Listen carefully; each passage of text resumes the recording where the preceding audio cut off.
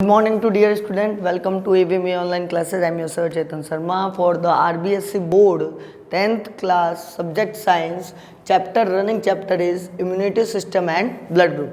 बच्चों हमारा जो ये चैप्टर है अकॉर्डिंग टू RBSC इसको जो मार्किंग दी गई वो 3 नंबर की दी गई है, तो ये आप लोगों को मालूम होना चाहिए 3 मार्क का ही ये चैप्टर है और उसमें से भी आप लोगों के सिर्फ और सिर्फ वेरी शॉर्ट आंसर टाइप आएंगे, लेकिन बहुत ज़्यादा नॉलेजफुल है. It is such a very important for the getting a more knowledge. तो आप लोगों को इसमें नॉलेज क्या मिलेगी, आप लोगों का जो डिफेंस सिस्टम होता है यानी कि इम्यूनिटी सिस्टम है और आप लोगों के जो ब्लड है और ब्लड से रिलेटेड जितने भी फैक्टर्स आएंगे यानी ब्लड ग्रुप्स वगैरह हो गया, ब्लड डोनेशन वगैरह हो गया, ठीक है ना, ये सारे इस टॉपिक के अंदर यानी इसी चैप्टर के अंदर आप लोगों को समझना है. ठीक है ना बच्चों, इस चैप्टर को ऑल ओवर बोर्ड ने 2 पार्ट्स में डिवाइड किया हुआ है जैसा आपको बोर्ड पे दिख रहा होगा. One of immunity system and second is the blood group. बच्चों हमारा ये आज का जो सेगमेंट जो चल रहा है आप लोगों को जानकर बहुत मज़ा भी आएगा, बहुत इंटरेस्टिंग भी लगेगा कि आज का जो वीडियो लेक्चर है उसके अंदर हम लोग इम्यूनिटी सिस्टम को कंप्लीट करने वाले हैं, यानी कि इम्यूनिटी सिस्टम आज हमारा कंप्लीट हो जाएगा. उसके बाद में नेक्स्ट जो वीडियो आएंगे उसमें हम लोग सिर्फ और सिर्फ ब्लड ग्रुप के बारे में बात करेंगे, यानी 50% we have did it. Okay, तो अब आज का टॉपिक स्टार्ट करते हैं without wasting over time. Time बहुत कम है और कोर्स बहुत लंबा है, ठीक है ना. तो टुडेज टॉपिक मैंने यहाँ पर मेंशन किया हुआ है टाइप्स ऑफ एंटीबॉडी या आप लोगों को इम्यूनोग्लोबिन, जिसको आप लोग शॉर्ट फॉर्म में क्या बोल सकते हो, IG. I stand for immuno and G for it means a protein, globin. Okay, अब बच्चों मैंने आप लोगों को बताया था एंटीबॉडी क्या होता है. एंटीबॉडी आप लोगों की बॉडी के अंदर प्रेजेंट होने वाले ऐसे प्रोडक्ट या ऐसे फैक्टर्स होते हैं जो कि बाहर से आने वाले एंटीजन से फाइट करते हैं, है ना, तो उनको कहा जाता है एंटीबॉडी, है ना. उनको क्या कहा जाएगा, एंटीबॉडी. और एंटीबॉडी को आप लोग क्या बोल सकते हो, ये इम्यूनिटी सिस्टम से रिलेटेड होते हैं और प्रोटीन के बने हुए होते हैं, है ना. तो इम्यूनोग्लोबिन भी बोला जा सकता है, इसको IG भी बोला जा सकता है. अब कितने इसकी क्लासीफाई किया हुआ है ध्यान से सुनना. सबसे पहले तो इसका क्लासिफिकेशन पढ़ते हैं कि कोई भी एंटीबॉडी है जो हमारी ह्यूमन बॉडी में प्रेजेंट होती है उसको on the basis of heavy chain of polypeptide के अंदर क्लासीफाई किया हुआ है. बच्चों मैंने आप लोगों को याद हो तो मैंने बताया था कि एंटीबॉडी का जो स्ट्रक्चर होता है वो कुछ इस तरह का होता है, ये स्ट्रक्चर होता है ना, जिसके अंदर आप लोगों को मैंने बताया था कि एक तो होती है वो होती है कैसी होती है, लाइट, और एक होती है हैवी. एक हैवी चेन होगी और एक लाइट चेन होगी.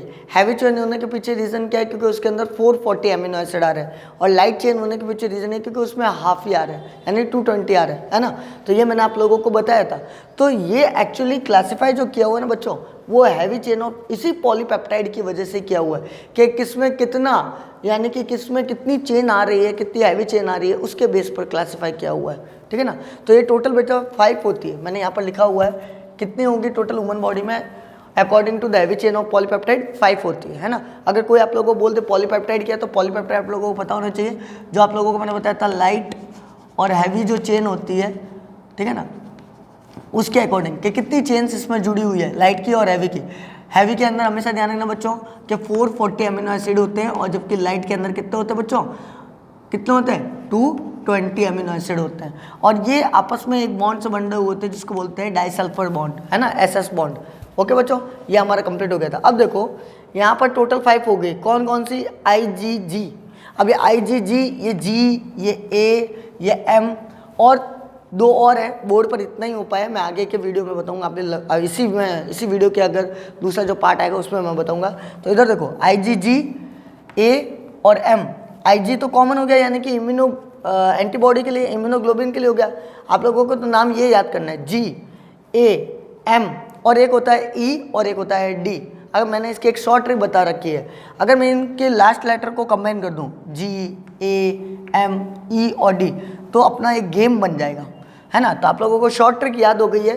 क्या शॉर्ट ट्रिक बन जाएगी, गेम्ड. आप लोग गेम्ड याद रख लो, आप लोगों को सारी चीज़ याद है. गेम्ड, कोई गेम खेल रहे अपन लोग, है ना, तो गेम के अकॉर्डिंग आप लोगों का क्या हो जाएगा, वो आप लोगों को शॉर्ट ट्रिक याद हो जाएगी कि इतनी एंटीबॉडी आप लोगों की बॉडी में प्रेजेंट होती है. तो अच्छा देखो बेटा, जो इसमें ये जो G आ रखा है, इसमें जो ये A आ रखा है, उसमें जो ये M आ रखा है, और जो आगे जो E और D वाली होगी, ये सब होते क्या है, एक्चुअली ये ग्रीक वर्ड से आए हुए हैं. G, A, M, E और D ये ग्रीक लेटर से आए हुए हैं, जहाँ पर सबका एक स्पेसिफिक मीनिंग होता है. G का मतलब यहाँ पर गामा होता है, तो मैंने गामा का सिंबल बनाया हुआ है, ये गामा होता है और ये गामा का जी का मतलब होता है गामा, ए का मतलब यहाँ पर होता है अल्फा, ए का मतलब होता है अल्फा, और ये अल्फा का सिंबल मैंने बनाया हुआ है। एम का मतलब मैंने बताया नहीं है, एम का मतलब यहाँ पर मैं लिख देता हूँ, गलती से मैं छूट गया है अभी मैं आप लोगों को बता दूंगा। पहले आप लोग एक बार इसके फीचर्स को देखो बहुत इंपॉर्टेंट है, सारे फीचर बहुत इंपॉर्टेंट है, ध्यान से सुनना। सबसे पहला आईजीजी जो होता है वो most evident antibody, most evident antibody, यानी कि इन सब में से जो ये बाकी के बच्चे हुए उन सब में से सबसे ज़्यादा जो पाई जाएगी वो आईजीजी होगी, यानी कि मोस्ट एविडेंट। इसका मतलब आप लोगों को समझ में आ गया। चलो next, transport across the placenta and provide the natural passive immunity in the foetus या न्यू बॉर्न। जो भी बच्चा जो नया पैदा हो रहा है या उसके जो फॉइटस के अंदर है, तो सबसे पहले ये प्लेसेंटा के थ्रू, अभी ये प्लेसेंटा क्या होता है बच्चों मैं बता देता हूँ। ये मदर के अंदर एक ऐसा प्लेस होता है जहाँ पर बच्चे को पूरा का पूरा नरिशमेंट मिलता है, पूरा पूरा खाना मिलता है ना। तो अगर बच्चे के अंदर कोई भी माँ के थ्रू जो चीज़ पहुँचती है वो किस प्लेस से होकर पहुँचती है उसको प्लेसेंटा कहते हैं। तो आईजीजी जो है वो प्लेसेंटा से क्रॉस होकर, बाकी की सारी नहीं हो सकती, ए नहीं हो सकती, एम नहीं हो सकती, ई नहीं हो सकती, डी नहीं हो सकती, लेकिन आईजीजी जो है वो सबसे पहले क्रॉस होकर कहाँ पर पहुँच जाती है, न्यू बॉर्न बेबी में या फॉइटस तक, उसके भ्रूण तक पहुँच जाएगी, है ना। तो ये आप लोगों को मालूम होना चाहिए। आईजीजी क्या, आईजीए क्या हो गया, सॉरी आईजीए, यहाँ पर देखो गेम में सेकंड आ गया ए, तो ए यहाँ पर हो गया ग्रीक लेटर अल्फा। अब यहाँ पर ये मेजर इम्यूनोग्लोबिन होता है। सारे फीचर बहुत इंपॉर्टेंट है क्योंकि फीचर से क्वेश्चन पूछा रहेगा। जैसे यहाँ पर पूछ लेंगे भाई मोस्ट एविडेंट एंटीबॉडी का नाम बताओ, तो आईजीजी। एक 1 मार्क के अंदर तो देखो बीएस है ना, तो कुछ भी आ सकता है, तो मैंने सिर्फ फीचर ही लिखे तो आप लोगों को करेक्ट वे में पता चल जाए क्या याद करना है।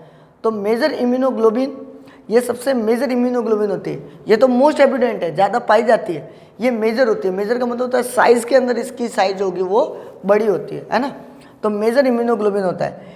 It colostrum by the first milk secreted by the nourishing mother. अब देखो क्या होता है, आपको पता है छोटे बच्चे जो होते हैं वो माँ का दूध पीते हैं, तो माँ के दूध में आखिर ऐसा क्या था, माँ के दूध में क्लोस्ट्रम था। क्लोस्ट्रम एक्चुअली एक प्रकार का ऐसा प्रोटीन का फैक्टर होता है जिसकी वजह से बच्चे के अंदर डायरेक्ट इम्यूनिटी सिस्टम डेवलप्ड होना शुरू हो जाता है ना। तो वो मदर के द्वारा होता है, तो मदर के मिल्क के अंदर क्लोस्ट्रम होता है। तो ये क्लोस्ट्रम जो होती है वो पास करवाने का काम कौन करता है, यानी आगे से आगे ले जाने का काम आईजीए करता है ना।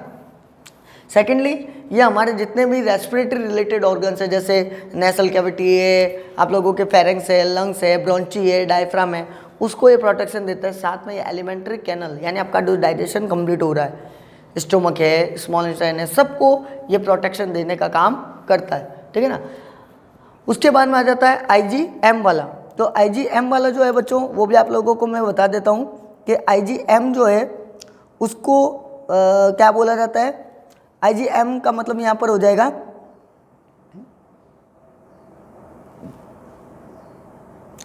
इसको म्यू के अंदर काउंट किया जाएगा। देखो इसको एक्चुअली आईजीएम को म्यू से बोला जाएगा, इसका जो लेटर हो जाएगा ग्रीक लेटर वो क्या हो जाएगा, म्यू। और म्यू का मतलब होता है एम और यू दोनों मिक्स हो गए लेटर।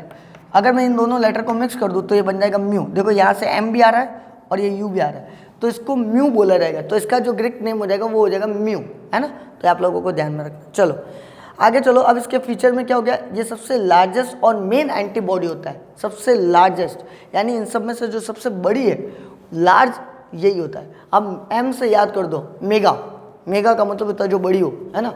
तो लार्जेस्ट और मेन हो गया, मेन यानी कि सबसे काम की होती है। अच्छा, form by the B lymphocyte cells, ये जो मैंने आप लोगों को बताया, तो बच्चों बॉडी के अंदर काफ़ी सारे WBC होती है, जैसे बी होती है, टी सेल्स होती है, ठीक है ना। और उसके बाद में न्यूट्रोफिल्स होती है, ठीक है ना, बेसोफिल्स होती है, मोनोसाइट्स होती है, बिम्बोसाइट्स होती है। तो उसी तरह से ये WBC की बी लिम्फोसाइट सेल से फॉर्म्ड होती है। फिर उसके बाद में ये फर्स्ट एंटीबॉडी होती है जो प्रोड्यूस की जाती है response to an antigen. First antibody, ये बहुत इंपॉर्टेंट क्वेश्चन है और ये बोर्ड में कई बार पूछा जाता है बच्चों कि फर्स्ट एंटीबॉडी का नाम बताओ जो बाहर से आने वाले फॉरेनर मैटर यानी कि एंटीजन से प्रोटेक्ट करता है और उसको रेस्पॉन्स देता है। तो प्रोटेक्ट करने का काम और रेस्पॉन्स देने का काम फर्स्ट एंटीबॉडी जो प्रोड्यूस होगी वो होगी कौन सी, आईजीएम। अब ये तो हो गया आईजीएम। उसके बाद में अगर कोई ये भी पूछ ले भाई चलो फर्स्ट तो ये होगी, सेकंड कौन सी होती है, तो सेकंड होती है आईजीजी। कौन सी होती है, सेकंड होती है आईजीजी। चलो बच्चों एक बार आप लोग एक बार वीडियो को पॉज करो या तो इसको नोट करो। मैं दो और जो रह गई है ई और डी वो भी मैं आप लोगों को करवा रहा हूँ, फास्ट जल्दी से कीजिए। ओके डियर स्टूडेंट, जो अपने गेम्ड में GAM यानी कि इम्यूनोग्लोबिन G, इम्यूनोग्लोबिन A और इम्यूनोग्लोबिन M आप लोगों ने कंप्लीट कर दीजिए। अभी E और D को पढ़ लेते हैं। देखो E क्या होता है बच्चों, E मैंने आप लोगों को कहा था यहाँ स्पेसिफिक होगा, ये ग्रीक लेटर्स है। तो E का मतलब होता है एप्सिलॉन। क्या होता है? एप्सिलॉन। तो एप्सिलॉन जो होता है वो एक ग्रीक वर्ड है। अब यहाँ पर एक काम क्या करता है बेटा, ध्यान सुना, it act on the basophils. जो आप लोगों को WBC के अंदर जो बेसोफिल सेल होती है उसके ऊपर ये एक्ट करता है, यानी कि काम करता है। और साथ में ये मास्ट सेल के ऊपर भी काम करेगा। अब ये मास्ट सेल क्या होती है, जो भी बॉडी के अंदर इनर लिनिंग सेल्स होती है, जैसे ये मेरा मसूड़ा है तो ये जो लिनिंग सेल है, स्मॉल इंटेस्टाइन के अंदर जो ये लाइनर सेल होती है, ये आप लोग बोल दो लीवर के अंदर जो होती है, या आप लोगों को पैंक्रियास के अंदर जो होती है, वो सब जो मास्ट सेल होती है, ठीक है ना, इन मास्ट सेल के ऊपर ये एक्ट करता है, काम करता है। और ये साथ में पार्टिसिपेट करवाता है as a mediator in the allergic response.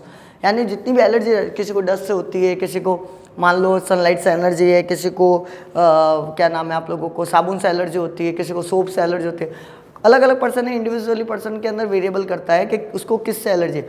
तो एलर्जी रेस्पॉन्स के लिए मीडिएटर का काम जो होगा, तुरंत बॉडी के अंदर तुरंत वो जाकर मैसेज देने का काम ये करता है, एप्लिसॉन।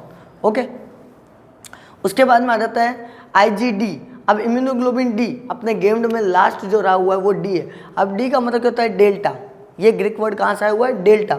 और डेल्टा का सिंबल एक्चुअली मैंने गलत बता दिया, ये डेल्टा का सिंबल ये होता है, ठीक है ना। डेल्टा का सिंबल कौन सा होगा? ये वाला होगा। इस तरह से ऐसे बनाना आप लोगों को, ठीक है ना। पूरा कंप्लीट 8 नहीं बनाना है ना, incomplete 8। It present on the surface of the B lymphocyte cells. ये कहाँ प्रेजेंट होती है? जो ये बी सेल्स होती है उसके सरफेस पर, यानी कि यहाँ प्रेजेंट होगी ये, ठीक है ना। अब ये which are the destined to the differentiate into the antibody producing the plasma cell। जितनी भी प्लाज्मा सेल होती है उसमें ये डिफ्रेंशिएट पैदा करता है। और साथ में यही बताता है कि बाहर से एंटीबॉडी आने वाली, मतलब बाहर से एंटीजन आने वाले हैं तो तुरंत एंटीबॉडी को कहता है अब आप प्रिपेयर हो जाओ, क्योंकि बाहर से दुश्मन आने वाले अटैक करना है। तो जितनी भी बाहर से एंटीजन आ रही है तो उनको क्या कर देता है, ये एक्टिवेट करता है कि बीटा सेल्स, ये जो बी सेल्स होती है सॉरी, उनको ये एक्टिवेट करता है कि आप खड़े हो जाओ और फाइट करने के लिए तैयार हो जाओ, आप एंटीबॉडी को भेजो, तैयार करो, सेना को तैयार करो, है ना। तो ये क्या करता है, एक्टिवेट करता है बी सेल्स को टू सिक्रेट द एंटीबॉडी। और ये एंटीबॉडी आगे जाकर एंटीजन से या उस पैथोजन से क्या करते हैं बेटा, फाइट करते हैं। तो जो भी मैंने आज आप लोगों को बताया वो सारे इंपॉर्टेंट है और यहाँ से क्वेश्चन आएगा, 101% आएगा। तो आज का वीडियो स्किप करके मत देखना, सारा सिक्वेंस वाइज देखना, क्यों नहीं तो कुछ नहीं समझ आएगा। ओके, तो एक एक चीज़ मैंने आपको डिटेल में बता दी है। एक और होता है जैसे मोनोमेरिक होते हैं, कोई डाइमेरिक होता है, वो भी मैं आप लोगों को इन शॉर्ट में बता देता हूँ। एक्चुअली मोनोमेरिक और डाइमेरिक वाला क्वेश्चन आता तो नहीं है, लेकिन फिर भी मैं आप लोगों की नॉलेज के लिए मैं बता देता हूँ कि मोनोमेरिक और डाइमेरिक होते क्या है। एक बार इसको नोट कर देना, मैं यहाँ पर आप लोगों को बता देता हूँ। देखो मोनोमेरिक का मतलब क्या हो गया, अगर मान लो आपके पास में सिंगल इस तरह का एक वाई का स्ट्रक्चर देखने को मिल रहा है, ये वाला सिंगल है ना, सिंगल वाई देखने को मिल रहा है, तो it means it is mono. अगर एक ही है, एक पार्ट देखने का मिला है, मैरिक का मतलब होता है पार्ट, है ना, मर, पॉलीमर जैसा आप लोगों ने पढ़ा था। तो मर का मतलब होता है पार्ट, मोनो का मतलब होता है एक, जिसमें एक ही वाई आपको देखने को मिले तो वो गया मोनोमर। अब जिसमें डाई का मतलब हो गया जिसमें दो हो गए, देखो यहाँ पर हो गया एक, ठीक है ना, और यहाँ पर हो गए 2, तो ये दो अगर वाई देखने को मिल जाए तो वो हो गया डाइमेरिक, या डाइमर भी बोल दो इसको, डाइमर भी बोला जा सकता है। और एक होता है पॉलीमेरिक का मतलब ये हो गया बेटा कि जिसमें 2 से ज़्यादा आपको वाई देखने को मिल जाए। एक्चुअली इम्यूनोग्लोबिन का शेप जो होता है, एंटीबॉडी का शेप, वो वाई लेटर का ही होता है। तो अगर मान लो 3 देखने को मिल जाए तो ट्राइमेरिक हो गया, 4 हो गया तो टेट्रा हो गया। जनरली 3 और 4 तो बहुत कम होता है, पेंटामेरिक ज़्यादा देखने को मिलता है। तो मोनोमेरिक, डाइमेरिक और पेंटामेरिक। और पेंटामेरिक का स्ट्रक्चर कुछ इस तरह का हो जाएगा, देखो 5 वाई बना दो, ये एक बना दिया, ये 2 हो गए, ये वापस तीसरा हो गया, ये यहाँ पर चौथा डाल दो और ये वापस 5वां हो गया। तो इस तरह से ये 5 वाई आप लोगों को देखने को मिल जाएंगे, है ना। तो चलो ये आज आप लोगों का वीडियो कंप्लीट हुआ। अब जो वीडियो आएगा वो ब्लड ग्रुप के बारे में होगा, इम्यूनिटी सिस्टम कंप्लीट हो गया। ओके बच्चों, थैंक यू।